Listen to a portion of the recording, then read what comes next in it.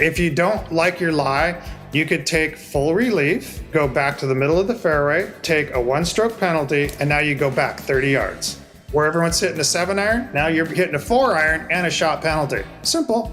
Casual water, hit it out of the water. Don't like it? Go middle of the fairway and go back. Because I believe that relief should be relief. I'll give you an example. I'm playing in the Alberta Open, and on the 9th hole, I hit my drive left, and I was in grass that was this high. But there were red stakes that were going through this grass. So it was a lateral hazard. I took relief, and I dropped my ball, and I'm still in grass that's 12 inches tall.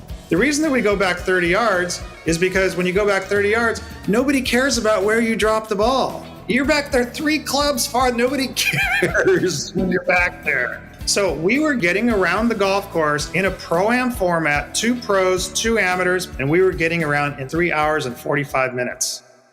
Hi, this is Christopher Payne from Castle Creek, New York, and I play at Fort Hill Country Club. This is Golf Smarter number 934. The rules and equipment need to be different for amateurs. With the always thought-provoking John Erickson. This is Golf Smarter, sharing stories, tips, and insights from great golf minds to help you lower your score and raise your golf IQ. Here's your host, Fred Green. Welcome back to the Golf Smarter podcast, John. It's great to be back. It's great to have you back. You're so much fun to have on the show because you're never short of an opinion. That's right. I have lots of opinions. Right. And the older whether I get, it's about the more opinions I have. and the more they make sense to you. Yeah, that's right. But your opinions are based on what you feel is just common sense. Common sense, yeah. Common sense. That my whole life is just based upon common sense. So If it doesn't make common sense, I don't do it. Do you follow the news or do you just follow the Golf Channel and then you look at it going, that doesn't make sense? I don't follow the Golf Channel. I mean, as far as I'm concerned, golf is pretty much a different game. As much as baseball and softball would be different. So it'd be like I grew up playing baseball and everyone's playing softball now or something, you know. So Right. The game that I played growing up with high spinning ball, smaller heads, tighter courses, small greens, it's quite different than what's going on now. So, I that's what I learned and geared myself to as I was playing as a professional. You had to hit the ball straight. Absolutely. Straight. If you couldn't hit the ball straight, you weren't going to make cuts and you weren't going to have a career. It was just that simple. It wasn't about how far you hit it. It was about hitting it a reasonable distance. You needed to hit it. You needed to hit the ball 230 yards off the tee. If you never missed a fairway and you hit it 230, you're in the game. You could have a career. You could make, many millions of dollars playing golf, but that's all gone now. So the distance thing is, they've changed the game to where there's much more emphasis on distance. At the pro level, the courses are much longer, as we know. About, what a championship course, U.S. Open course was 6,800, 6,900 when I was growing up, and now it's 7,400 yards. The ball's going 15% farther. So common sense would tell me that the golf courses would need to be 15% longer. So if you took a 6,900 yard course and made that 15% longer, it would be just under 8,000 yards. Right. So until the courses are 8,000 yards, then they'll get my attention again, because I believe that golf should be a test of the entire skill set across the club. So you should have to hit long irons into par 4s 3 or 4 times around. That's part of the game, and we don't see that anymore. I mean, if I see the pros hitting wedges into every par 4, even the longest par 4s, that's a different game, right? Any game or any sport is based upon the parameters of the field and the equipment. So like a basketball court, I don't know how many feet it is. You'd probably know, but I mean, they haven't changed the size of the court, right? Since I think it's 94. Yeah. Football field's 100 yards. If they made the football field 150 yards, well, it would change the game significantly, right? Yes, it would. Yeah. So in golf, for some reason, the powers that be, USGA, RNA, they've decided to allow this to happen for whatever reason. But what it's done is it's changed the game. Just like if you played chess and then you said, okay, well, the pawns can now move like rooks. We're going to change the the characteristics of the of the equipment or the pieces, right? So it's changed. They've changed the golf ball significantly. The golf ball, when I was playing the old rubber balata balls, they were very high spinning balls. And if you were a good player, you would play the spinniest ball you could possibly get, which was usually a Titleist, made a very spinny ball. Most people played Titleist then. And the reason that you wanted to spin as a good player is because you could shape and curve the ball more. And the more you could shape and curve it, the more you could access certain pin placements and that sort of thing. The pin was front left. I could bring it in way from the right, and I could have it hit in the middle of the green and spin it back to that front left pin placement. Where now it's a little bit more of a straight shot. You know, you can take everything kind of straight. You can the modern ball, you can curve it. You can see it with the flight traces. You can curve it up to the apex, and then it falls pretty much straight down. But when we were playing the balatas, we could curve it to the apex and continue to curve. It was still curving as it would come into the green, so it would hit and skip left or right or whatever. And you could even do that, you know, into the short irons and even little wedges and stuff. You could really kind of curve them in and that sort of thing. So that to me is more interesting, you know, as a player and a ball striker. To learn how to shape the ball and to use that to your advantage to navigate, you know, a narrow golf course with smaller greens and well bunkered and that sort of thing. So it's quite different now than it was. So they changed the ball, they've changed the clubs, they've changed the shoes, the connection to the ground. We had steel spikes. One of the interesting things, I mean, I find this fascinating. Steel spikes are still legal with the USGA. They're not illegal. And does anybody wear them? You if you play in the U.S. Open, you can wear steel spikes. Yeah, on the PGA Tour, there's still a lot of guys using steel spikes out there, from what I understand. They're legal on the PGA Tour. What's strange is that 99% of the golf courses that you play don't allow steel spikes. Right. They're not legal at the golf course. It's like a local rule, no steel spikes. So think of going to the bowling alley and you show up with bowling shoes and they said, yeah, we don't really allow bowling shoes in the bowling alley because, you know, they kind of scuff up the lanes, and our maintenance guys have to come and clean and extra hours. And yeah, so, you know, you just got to wear like regular tennis shoes. You can't wear bowling shoes in the bowling alley. I mean, that's how absurd to me it is that I can't go out and play with steel spikes on, you know, the majority of golf courses, right? Because I need that connection as a dynamic ball striker myself. I mean, I need a great connection to the ground. And the flatter the golf swing is, the old golf swings were very flat, more around the body, and that creates more lateral, horizontal tensions in the ground. So you need the steel spikes. The more upright swings, it's more up and down. Your weight's going more up and down. The flatter swing, the feet are wanting to go more like this because you're turning this way and your feet are resisting the pressures this way. So you really need steel spikes to grip.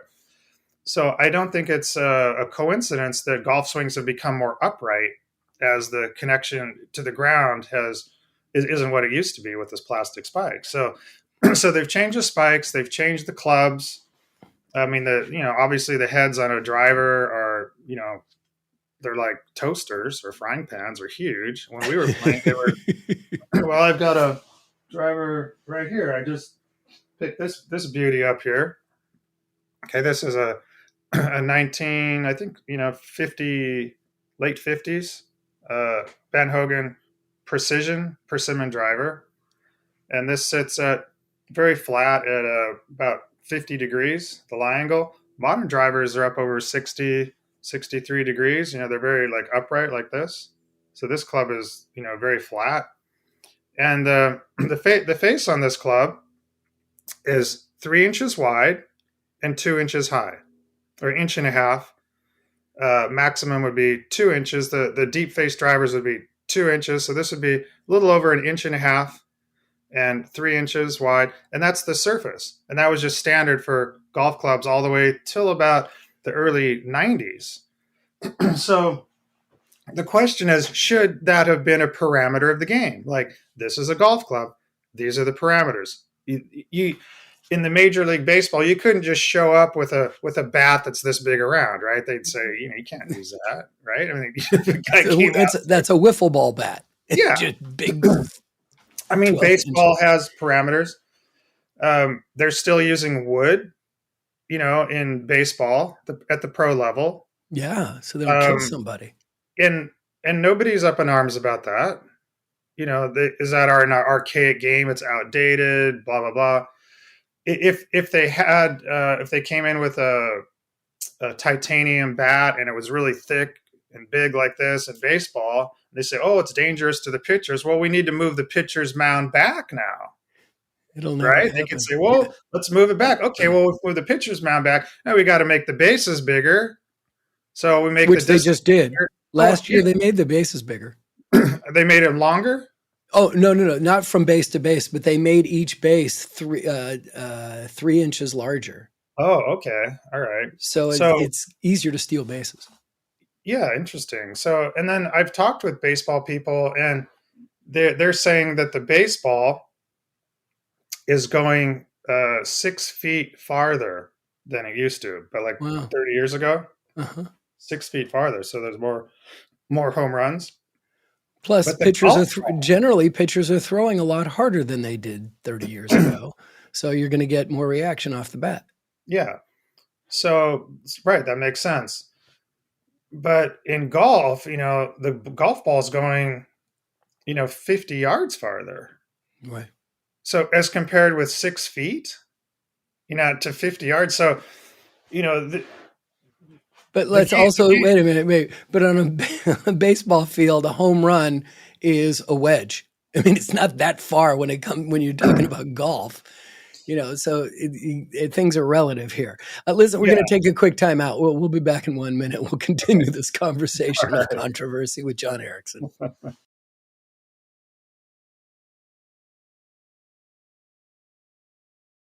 Okay, I'm sorry. I interrupted your thought on baseball going 6 feet farther, but a golf ball is going much farther.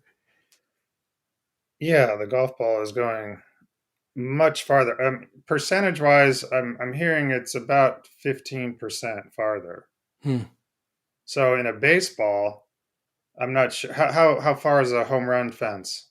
Anywhere from 300 to close to 400 feet. Yeah, so even at 300 feet, so 15% of that would be 45 feet. 45 feet, yeah. Right. And they're talking it's gone 6 feet farther, not 45 feet farther. Right. See the difference, right? Yeah. But so all these numbers that you're talking about and the rules and the spikes, all that stuff, that is all directed at 0.01% of golfers, the most elite golfers in the world. And there's 99.98 of the rest of us playing that can't deal with that, but want to go out and play and want to enjoy it. I agree. I don't think there should be these kind of restrictions on the amateur golfers at all. I mean, just like... So you're a bifurcation fan. Yeah, absolutely. Yeah. I mean, just like baseball. I mean, how many people play recreational baseball? Mostly softball, right? Like the corporate league or that sort of thing. You play softball. Right. And it's a similar game. It's if you were in the stands, you took someone from a foreign country that didn't know our culture and you put them in the stands and they were to watch a baseball game and a softball game, they probably think it was the same game. Right. Until you narrow it in and say, well, the ball's different and the bat's different, the gloves are different and the bases are a little different. There's no mound and and then they'd start. Oh, baseball is very simple until you try to explain it. Yeah. So it's a game and games are limited by the parameters, and that's what makes them interesting. Chess is interesting because the pawns can only do what they do, and the rooks and everything. They're limited. The pieces are limited. That's what makes it interesting. And I view golf the same way. That it's the restrictions that make the game interesting to me. So do you think that amateurs and recreational players, because, we could be talking about major league level or guys on the tour versus club champions who can be scratch golfers, but they're still not even close to being able to compete on a PGA level. Yeah, that's right. But what the pro tour does is it's kind of it sets the bar. It sets an example. Like why when somebody goes out to a golf course, you see amateurs in their back playing the championship tees. Right. Why are they doing that?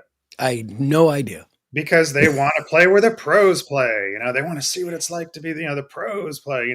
They want to do what the pros do. Right. And they have to pull out a hybrid or a fairway wood for their second shot, where the pros are hitting a 9-iron.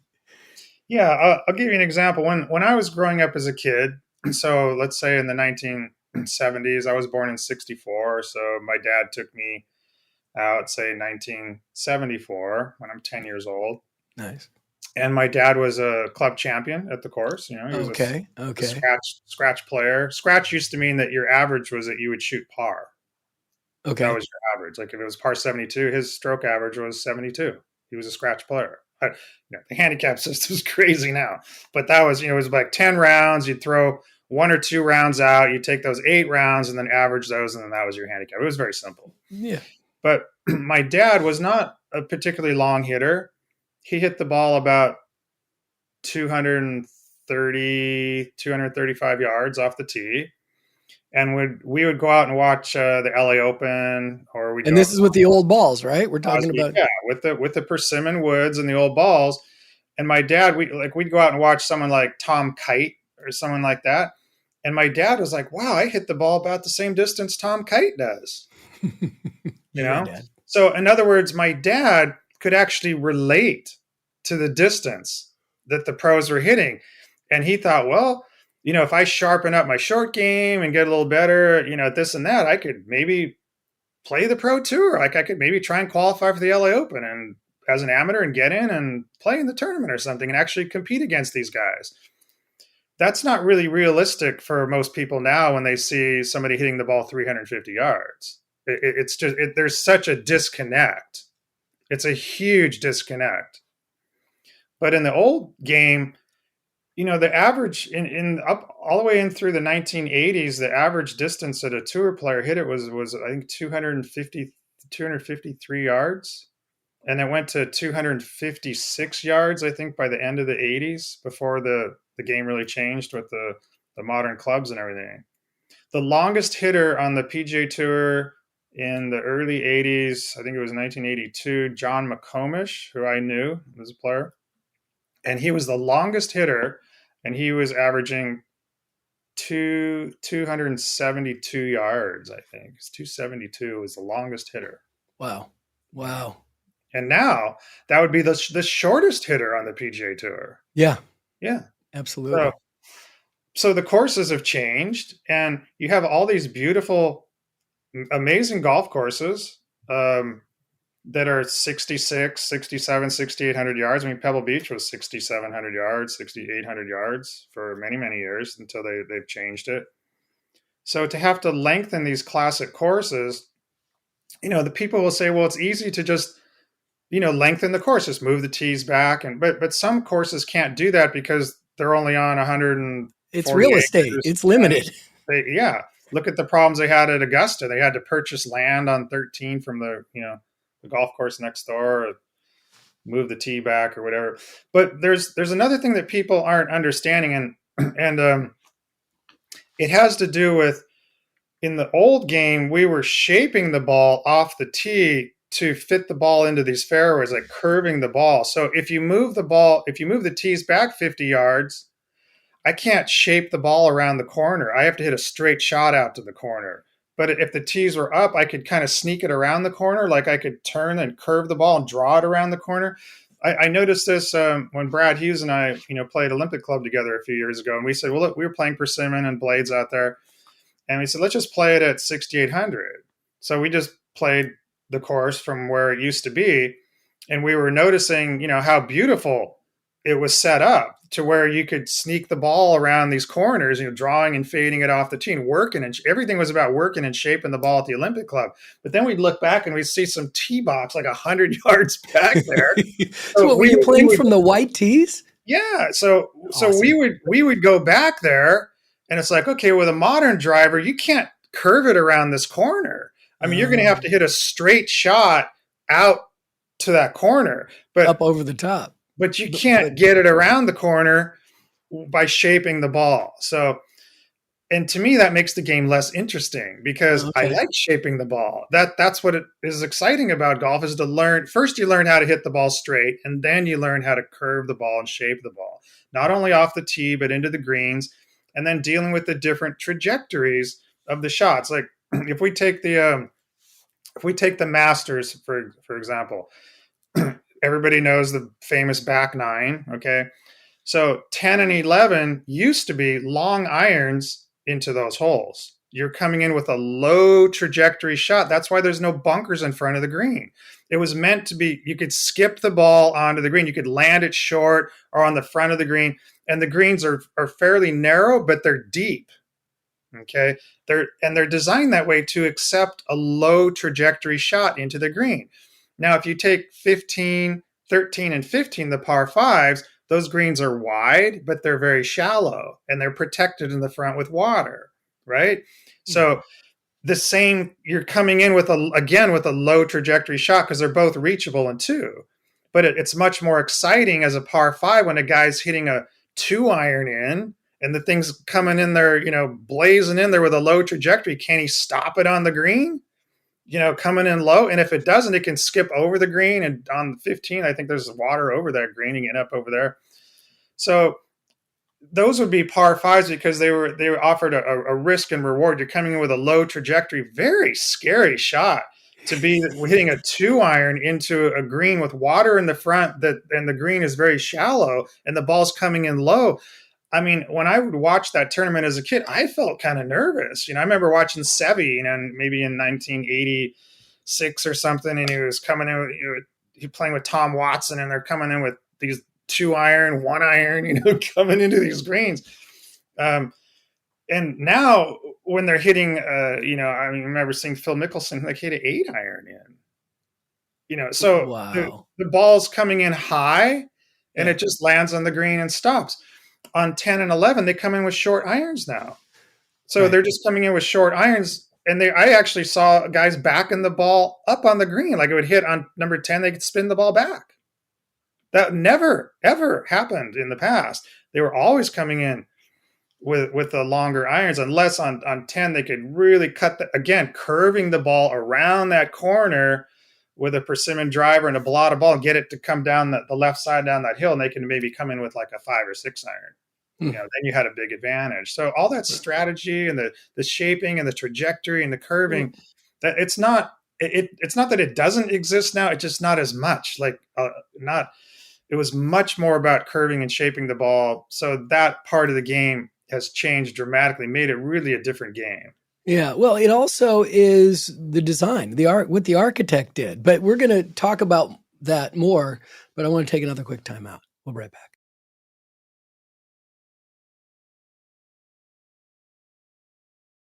Right, so when you're talking about these par fives that are, the second shot's going to be a 2-iron, a 3-iron, it's going to be low and coming into a green that's not deep, so you got to land it soft. That's really the architect saying, this is going to be a 3-club, par five. You're not going to be able to get there in 2 because you're going to miss. Right? Yeah. Is that the architect involved in this? Yeah, that's really the whole thing of the golf course, right? You have this common sense, again, that if it's 1 shot to the green and 2 putts, that's a par 3. 2 shots, it's a par 4. 3 shots, it's a par 5. Right. The par 5s a good par 5 usually would maybe tempt you to go for the green in 2. So there might be water fully protected in the front, right? A bad design would be a par 4 where you would have to come in with a long iron, but it were fully protected in the front by bunkers or water, and the green was shallow. And we used to call that kind of like a Mickey Mouse hole. It's just like, this is bad design. It's not fair. Because a good golf course should be playable under most any conditions, whether it's in the afternoon, in the summer, and it gets dried out, and if the greens get firm, and you can't hold the ball on the green, if you're coming in with a long iron and you simply can't hold the ball on the green because it's coming in with a low trajectory, and then you've got some kind of death bunker over the backside of the green or something, I mean, it's just an unplayable hole. It's not fair, right? So the great golf courses were designed to be able to be played under wet and soggy conditions and firm and hard. A perfect example would be Cypress Point. I mean, I know not many people have played there, but I've had the fortune to have played Cypress many, many times because my sponsors were members out there. So I got to play out there. In fact, I played there recently. And it's just a fantastic golf course because Cypress Point can play very difficult when it's soggy and wet, and also when it's hard and firm. But it's always fair. If you hit a good shot, you get rewarded. You hit a bad shot, you get punished. And that's the best part of golf. It should be. I'll give you an example. When I won on the Canadian Tour in 1991, I shot 17 under there. I was never on a par 5 in 2 the whole week.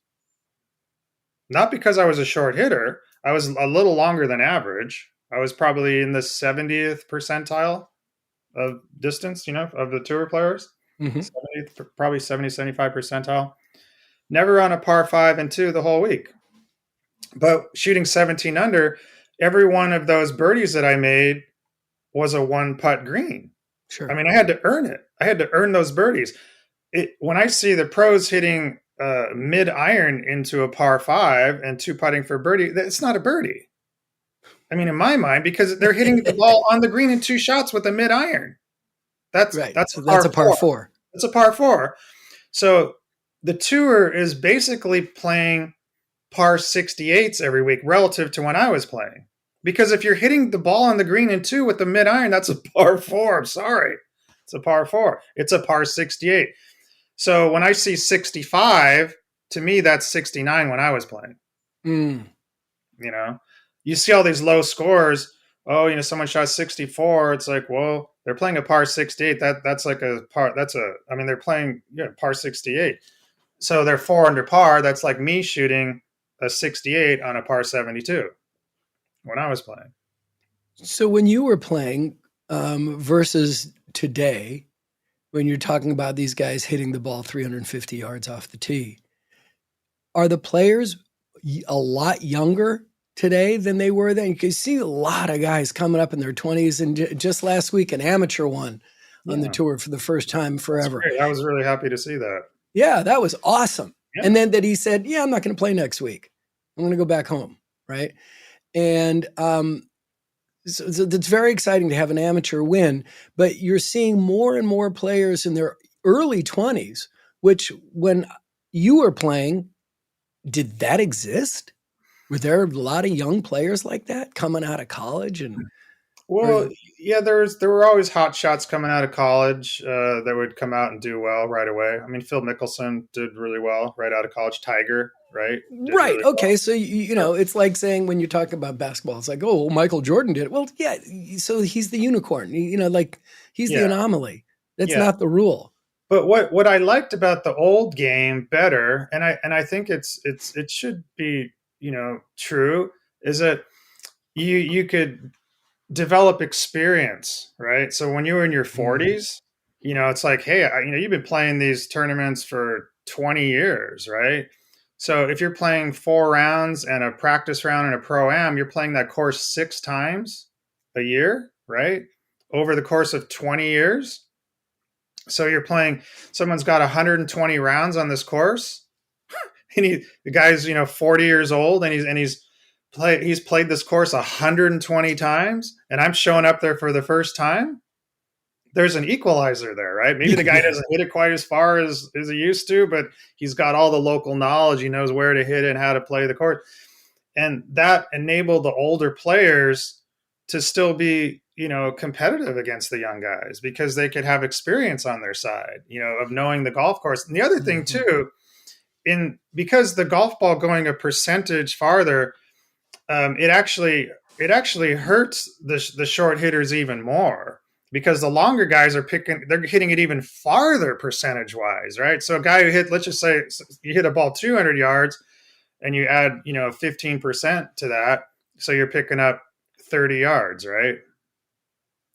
But if you hit it 300 yards, you're picking up 45 yards. So the gap is just bigger and bigger and bigger. The longer the ball goes and all this, the gap, it just gets bigger and bigger and bigger. But back when I was playing, the short hitters hit at 230. The longest hitters hit at 270. But your average guy was 250. So if you were a short hitter, you're only 20 yards behind the average tour player. So if you hit every fairway, you're a guy like Corey Pavin was a guy that just never missed a fairway. I mean, I played with Corey many times. I don't ever remember him just, mapping one into another fairway or something. I mean, if he missed a fairway, it was just, he was off by a yard or, it was just trickled into the rough or something. But I can't ever remember him ever even missing a fairway. But he only hit the ball about 225, 230 yards with a driver. But when I was a freshman in college, he was a senior. I was playing number one man at Fresno State as a freshman, and he was number one man at UCLA. So we got paired together a lot. Every time we got paired with UCLA, I was playing with Corey Pavin. And, it was incredible to see how good he would play. He would shoot. I remember him shooting 66 at Stanford course, hitting the ball 225 yards off the tee, shot 66 out there. And that was a long, hard course, back then. And he won 7 college tournaments that year. He was collegiate player of the year. And he was a guy hitting it 225, 230 yards off the tee. And there were guys that were hitting it 270.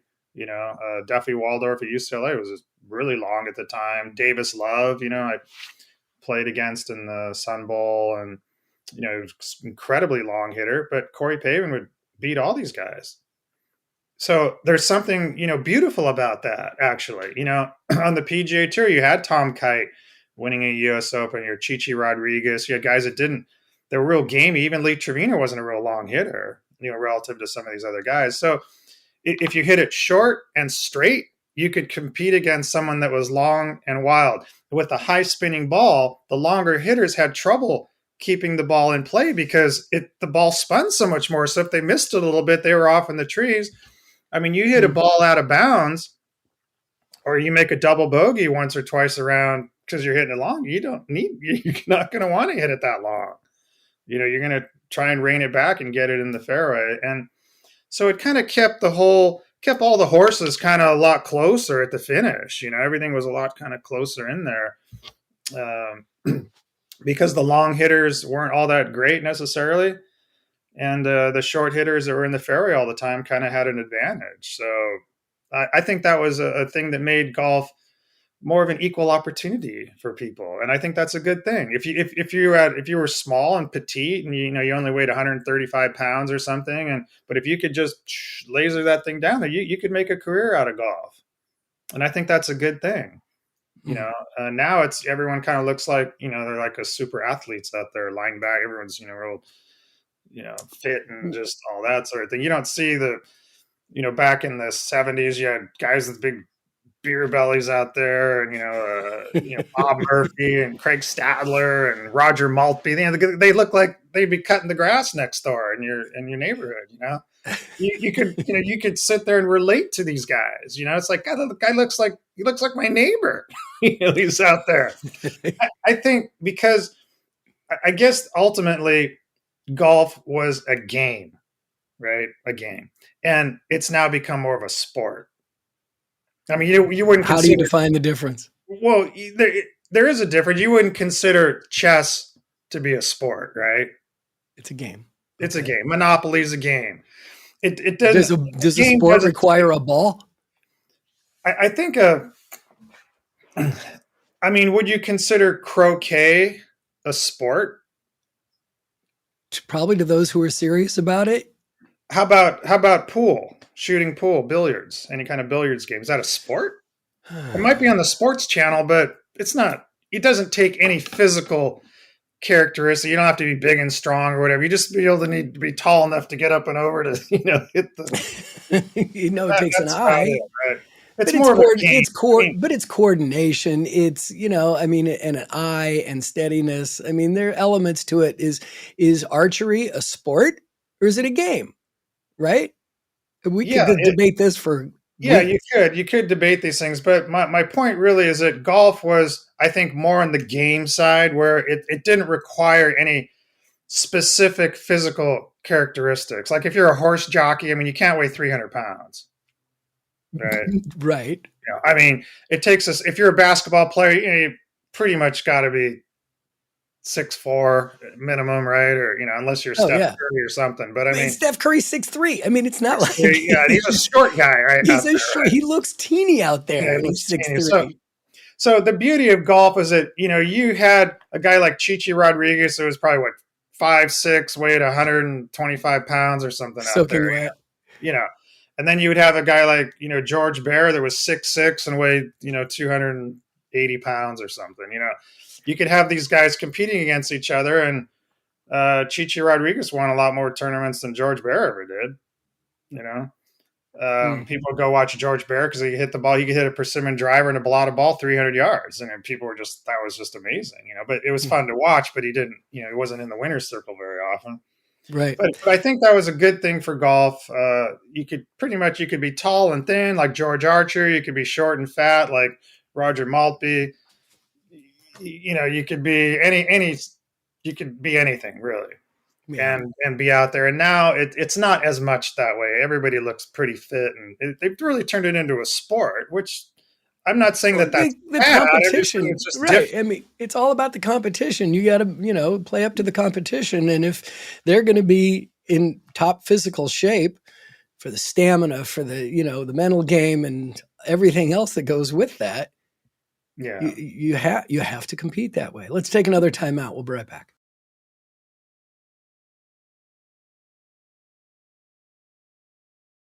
The guys that you played with in college that stuck around the tour, and that you played with early in your career as well, they transitioned into new gear, right?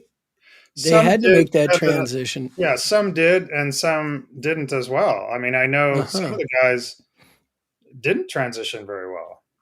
Really? Yeah. Like when what they just. Flesh that out for me because I don't know where to go with that. But yeah, well, I think some players. Well, I'll take for instance Bradley Hughes. I don't know if you had Bradley on your show. No. Okay. Should I? Yeah, you should. So Bradley won the Australian Masters twice. Played on the President's Cup. He's a good friend of mine, and he was telling me that I think it was 1997.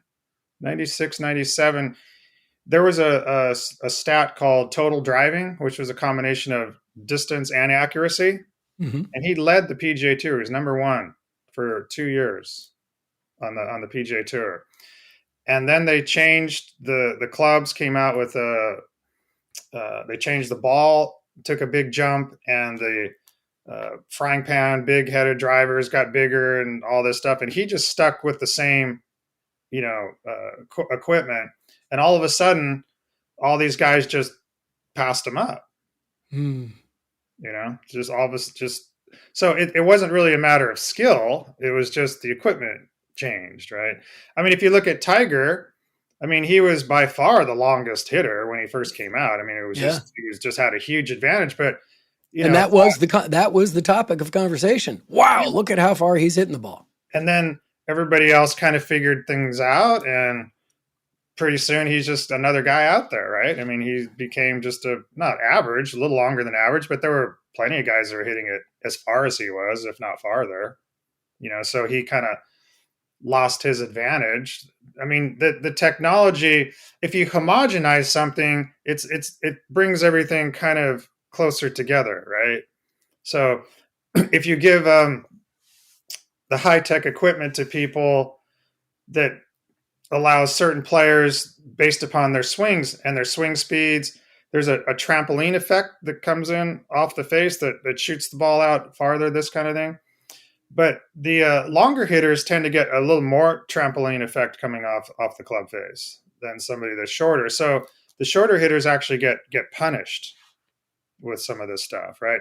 So my point being that if you had a guy that was a shorter hitter, even giving him the new technology, it's not necessarily helping him.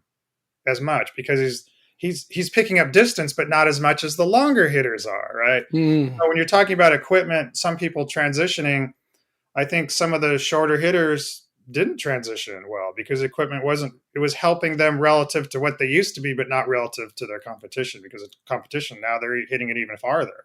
Right. So it's like if everybody's hitting the ball 10% farther, well, the shorter hitter he's not getting as much yardage off his 10% as the guy who's hitting it much farther. He's getting his 10% bigger.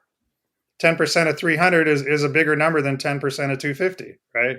10% of 250 is 25 yards. The 300-yard guy's now hitting at 330. So he's actually picking up another 5 yards from the guy. So it getting back to what you were saying, that your average golfer, like with a new ball, you want to talk about that? This rolling back the ball. I'm totally against that. Really? Absolutely against it. I think it's a terrible thing to take that away. Maybe at the pro level, fine, but for the amateurs, what are they doing? Nobody wants to hit the ball shorter. That's crazy. So why not have a tour ball? But if they really wanted to solve the problem, they're not looking at the ball. They got to look at the driver. That's the problem. The problem, it's not the golf ball, it's the driver. If you have the longer the club, given the same weight, you're going to hit it farther if the club's longer. If my driver's 11 ounces, if it's 44 inches and it's 11 ounces compared with 46 inches at 11 ounces, I'm going to hit the 46-inch driver longer, because it's just like a record going around on a record player. You watch the insides going like this, but the outside's really moving faster, right? The RPMs are the same, but the velocity of the outside edge is more than it is going around like this in the middle. Around the right? spindle. Yeah, but if you have more control with that 44-inch shaft versus a 46. Yeah, but when there's no trees on the golf course and the fairways are, 80 yards wide, like this last U.S. Open at LA Country Club, it's like, what was that? I mean, I played LA Country Club when I was a kid many times, and that was a fairly narrow course. But they went in there and they cut down like thousands of trees out there, and they turned it into like a links kind of looking. It's like, what are they doing? That's I didn't even recognize the golf course. Like, what is this? And guys are hitting it all over the place out there. U.S. Open used to be narrow and thick grass, and if you were just a little bit off, you were hitting at US 12-inch grass anymore. So it's the USGA. It's an organization. It's their tournament. They can do what they want. I'm not, for me as a spectator playing the old game, and I played in 3 U.S. amateurs. So I didn't play in a U.S. Open, but I played in 3 U.S. amateurs. Made the quarterfinals in '83, so I took it pretty far into that. Got to play in some of that grass that was like this. And it was really narrow, and you had to hit it straight. And if you were in that grass, you weren't thinking about getting it on the green. You were just thinking about wedging it out and getting it back into the fairway. And I have to decide, do I want to kind of wedge it out down the right side of the fairway so I can hit my little pitch shot in to that back left pin placement? I wasn't making birdies from the rough, but I remember seeing Rory McIlroy when he won, was it a congressional maybe 10 years ago or whenever that was? And I remember him like hitting it in the rough on Sunday and making 2 or 3 birdies the final round out of the rough in the U.S. Open. And because the rough wasn't that deep, and I even took some pictures on it and put it on the advanced ball striking site and just showed like the rough was like this. And then I had a picture of Tom Watson at 17 when he chipped in, the goose like this, this thick stuff. They just completely changed it. For some reason, the PGA Tour, the USGA, they don't really want to see high scores. They don't like the U.S. Open where it's, guys are shooting over par or anything like that, or par is a good score in the U.S. Open. They don't want that. They for marketing reasons or whatever, they just like to see the lower numbers. I think it's more exciting for the public or whatever. I played congressional in the fall, this past fall. Oh, wow. And I could not believe, my nephew is a member there. I could not believe the rough. I was like, whoa, this is punishing. But I bet it probably wasn't that punishing in that U.S. Open, because I saw, birdies being made out of the rough. So, I mean, could you imagine making birdies out of the rough when you played there? No. Probably not. No, Yeah. I couldn't imagine hitting birdies there. I think I got one. So the ball, I don't think the ball should be, rolled back, not for the general public. I think the modern drivers are just fine, for the modern players that want to hit, because they're just playing on the weekend, and, they need a big head and, long and light, and they just want to smack it out there and just be able to kind of play golf, and that's fine. But the pro tour, that's really what kind of sets the example. And if you're really serious about it, if the pros were still playing persimmon and blades and a Balata golf ball, I bet you would see more people doing that at the amateur level, just because they'd like to see what that's like. I want to play the pro game, Well, also, you're going to have people, they're not going to be playing that equipment just when they get to the tour. They have to train on that equipment for years. Yeah. So they're going to play that to try to get there. And you're not going to see a 10-year-old kid now. Like, I have a nephew whose son is 9 and obsessed with golf. Well, he's going to be playing the most modern equipment. He's not going to go I'm going to be training for the PGA Tour for, when I'm an adult. And so I need to play with lesser equipment against my competition, because he is competing already. Yeah, it doesn't make any sense at all. What I think needs to happen is there should be a professional tour that is a persimmon and blade tour. That's just, it wouldn't be the money that the PGA Tour or Live or something like that, but you might be able to go out in the summer and play half a dozen or 10 tournaments or something, and maybe make a couple $100,000 or something, and that'd be okay for a lot of people. That'd be good. Hey, I'm playing golf and I pick up $100,000 or so. Not so bad, Well, the problem with that is, we've had conversation with Barney Adams, and he says the PGA Tour is nothing more than a TV show. And what you're proposing is not great television compared to what's out there now. And that means less money, less prize money, less sponsors. It's a vicious circle. I don't know. Would it be less entertaining? I mean, it could be very entertaining, I think, because people love to see the ball fly forever. They could relate to it more. Wow, these guys are only hitting the ball 250 yards. I can do that, or I'm close to doing that, that. It could be of interest to people, I think. I mean, you have to remember, golf was very popular in that era. You had Arnold Palmer, and, you can look back at pictures of U.S. Opens and Masters, and a lot of people were attending those events back then. It was still right. But was it golf was popular or Palmer was popular? Was it golf was popular or Tiger was popular? There's always going to be a charismatic figure, right? So if you had a persimmon and blade tour, there's going to be some guy out there that's going to be really charismatic, and people are, it might just be the way he dresses, the way he throws temper tantrums out there or whatever. People are going to, there's always going to be personality, and I think you're going to have that. But golf was not an unpopular game. It's much more popular now than it was. I mean, the first ticker tape parades were Bobby Jones, right?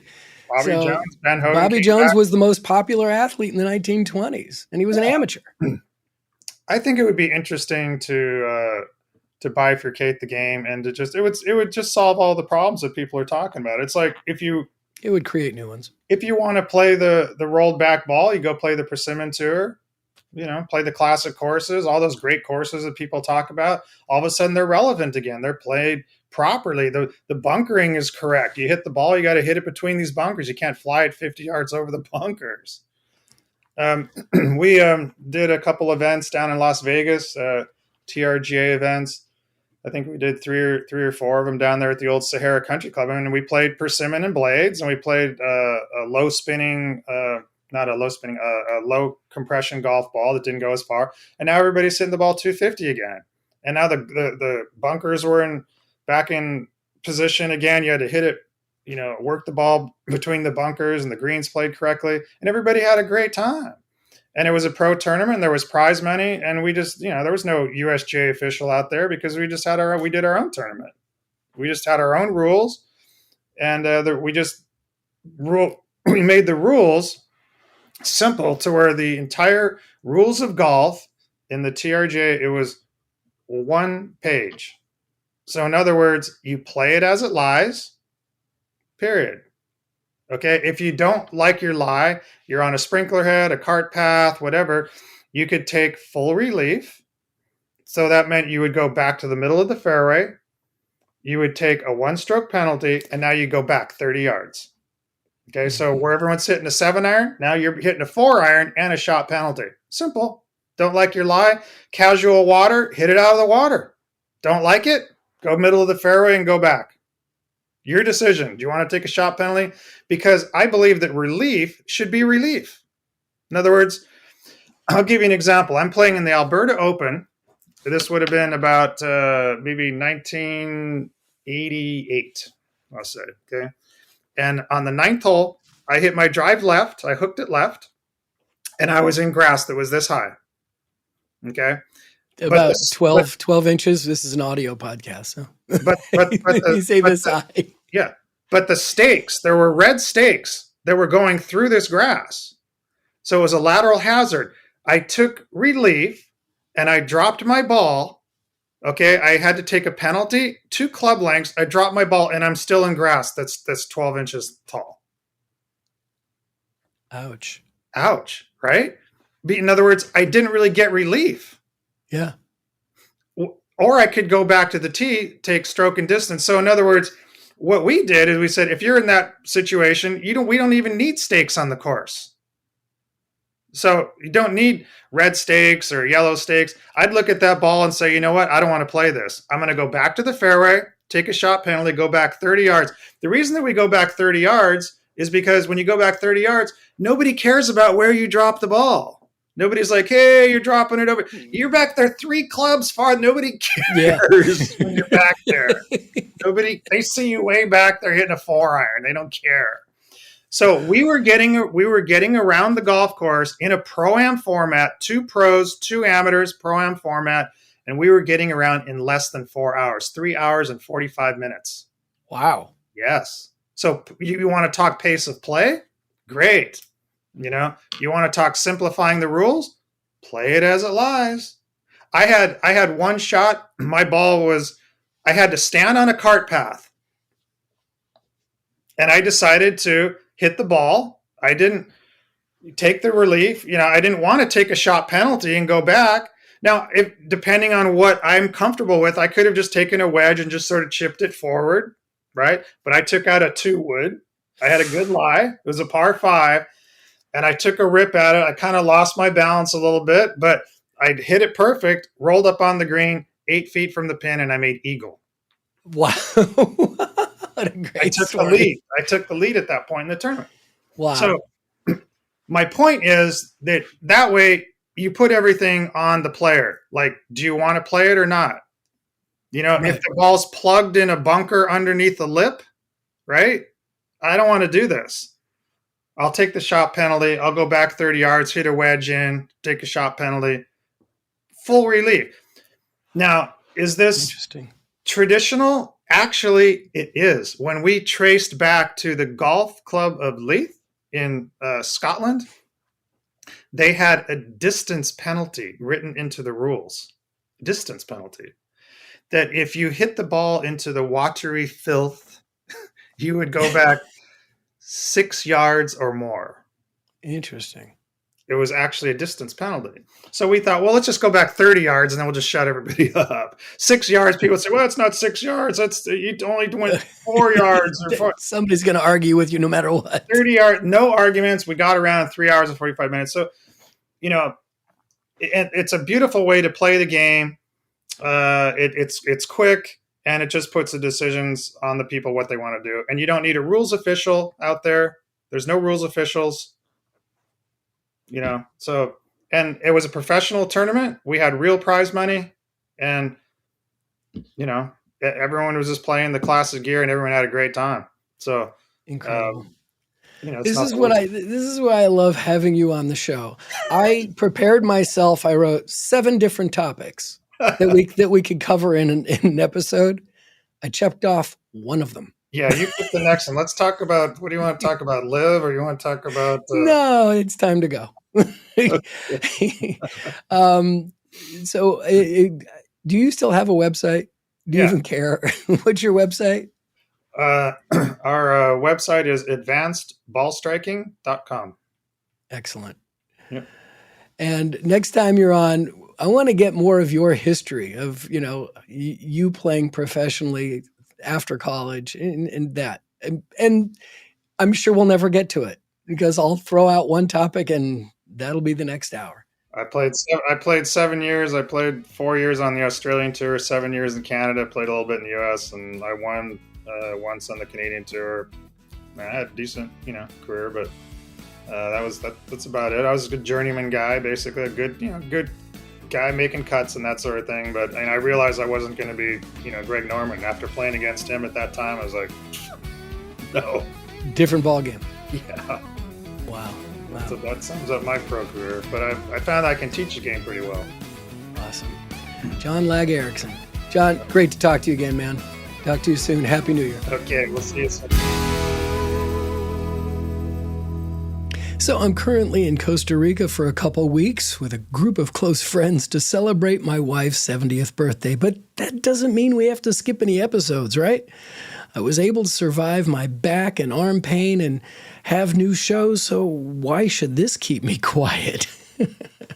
Still haven't started swinging my golf clubs yet, but hopefully we'll start that once I return. Did you see my unboxing and first impressions of my new Lab Golf DF 3.0 putter? Check it out on any social media platform, including YouTube Shorts, at Golf Smarter. I've already got interviews for the next couple of episodes lined up, and next week we'll meet an instructor friend of Dr. Greta Anderson, and his name's John Marshall, who, in addition to being a golf instructor, has competed in the seniors long drive competitions. Can't wait to talk to him about that.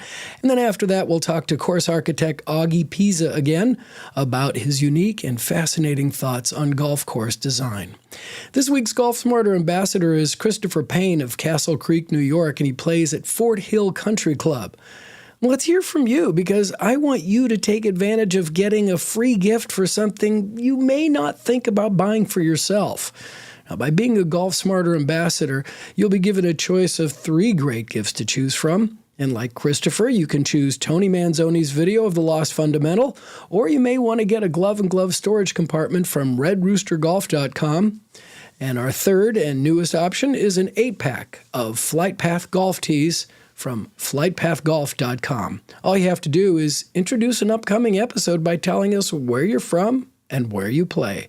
Just write directly to me and I'll send you simple instructions on how to record. Check out today's show notes to find links about each gift you have to choose from. If you have any questions, comments, or suggestions for upcoming episodes, or you want to join our list of Golf Smarter ambassadors who've received a free gift, write to golfsmarterpodcast@gmail.com or click on the Hey Fred button when you visit golfsmarter.com.